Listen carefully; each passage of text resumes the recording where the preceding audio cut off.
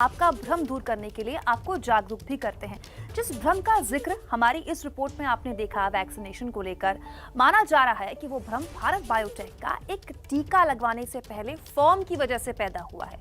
कुछ स्वास्थ्य कर्मियों को आशंका है कि भारत बायोटेक की वैक्सीन सेफ नहीं, इसलिए फॉर्म भरवाया जा रहा है।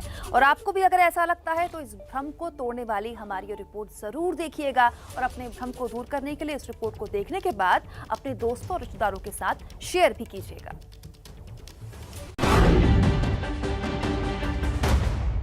मैं विनती करूंगा सरकार की तरफ से कि प्लीज अपनाइए।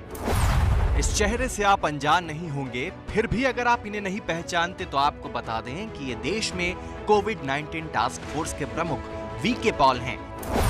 और 2 दिन पहले इन्होंने इसलिए हाथ जोड़े थे क्योंकि भ्रम की वजह से स्वास्थ्य कर्मी भारत बायोटेक का टीका लेने से इनकार कर रहे हैं। सरकार की तरफ से कि प्लीज अपनाइए।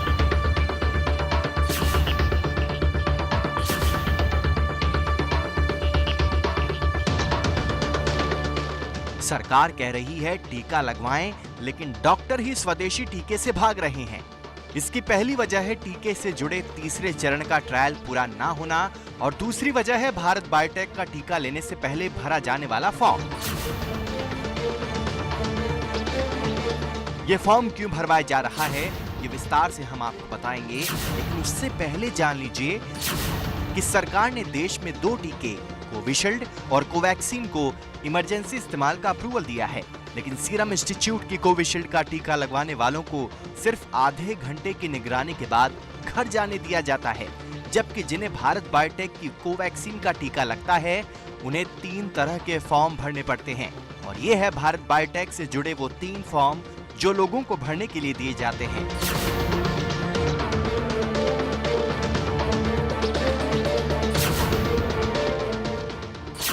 पहला फॉर्म है फैक्ट शीट। इसमें कोरोना क्या है, ये वैक्सीन कैसे बनी, क्या साइड इफेक्ट हो सकता है और क्या फायदा होगा, ये 5 पन्नों में बताया जाता है। दूसरे फॉर्म को इन्फॉर्म्ड कंसेंट फॉर्म कहते हैं। इसमें लाभार्थी पुष्टि करता है कि उसे सारी जानकारी दे दी गई है, उसकी शंका दूर कर दी गई है और आखिर में वो अपने नाम, पता और मोबाइल नंबर के साथ वैक्सीन देने का निवेदन करता है। आखिर में एडवर्स इवेंट रिपोर्टिंग फॉर्म आता है। डोज लेने की तारीख और समय जैसी जानकारी होती है। वैक्सीन किसने दी, किस कंपनी की है, बैच नंबर लिखा होता है। टीका लेने वाले को अगले 7 दिनों की स्वास्थ्य जानकारी भरनी होती है। फॉर्म में संभावित 11 असामान्य लक्षणों का जिक्र है। अगर आपको इनमें से कुछ होता है तो आपको उसकी जानकारी देनी होती है। कुछ नहीं होने पर भी आपको जानकारी देनी है। इन 7 दिनों के बीच किसी भी साइड इफेक्ट की सूरत में आप अपने डॉक्टर से संपर्क कर सकते हैं। और इसी कागजी कार्रवाई से कुछ स्वास्थ्य कर्मी कंफ्यूज हैं कि जब दोनों टीकों को मंजूरी एक बराबर है तो फिर फॉर्म का नियम अलग अलग क्यों? तो यहाँ ये जान लीजिए कि भारत बायोटेक के पास पहले और दूसरे चरण का डेटा था, यानी सेफ्टी और इम्यूनिटी यानी प्रतिरक्षा क्षमता के आंकड़े उपलब्ध थे। इसका मतलब यह है कि वैक्सीन सुरक्षित है और ठीक से काम करती है। लेकिन दवा के तीसरे चरण का उतना डेटा नहीं था। बस इतना स्पष्ट नहीं था कि वैक्सीन की एफिकेसी यानी प्रभावशीलता कितनी है। इसीलिए इस तरह की शर्तों के साथ इमरजेंसी इस्तेमाल की मंजूरी मिली है। यहाँ 2 बात साफ होती है। पहली ये कि भारत बायोटेक की दवा की विश्वसनीयता पर कोई शक नहीं है और दूसरा कि टीका लेने वालों की सुरक्षा को खतरा नहीं है। ये बात एबीपी न्यूज जिम्मेदारी और टीके के अनुभव के आधार पर कह सकता है। एबीपी न्यूज संवाददाता रजत वशिष्ठ ने 1.5 महीने पहले टीका लगवाया था। रजत टीके के दोनों चरण पूरा कर चुके हैं और उनके शरीर में एंटीबॉडी की पुष्टि हुई है। वहीं संवाददाता विकास भदौरिया भी दिल्ली एम्स में 6 जनवरी को टीकाकरण में शामिल हुए थे और हमारे दोनों संवाददाताओं ने भारत बायोटेक की कोवैक्सीन का ही टीका लगवाया है।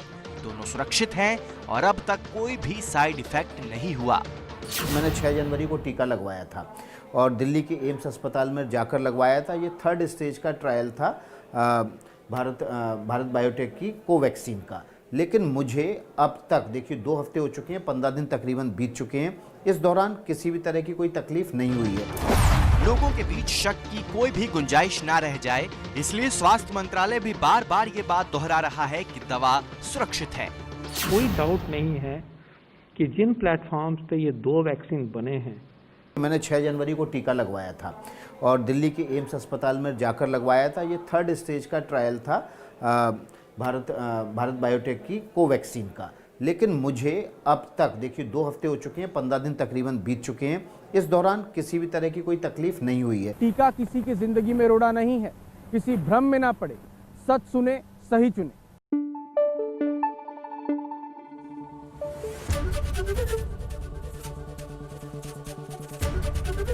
एबीपी न्यूज आपको रखे आगे।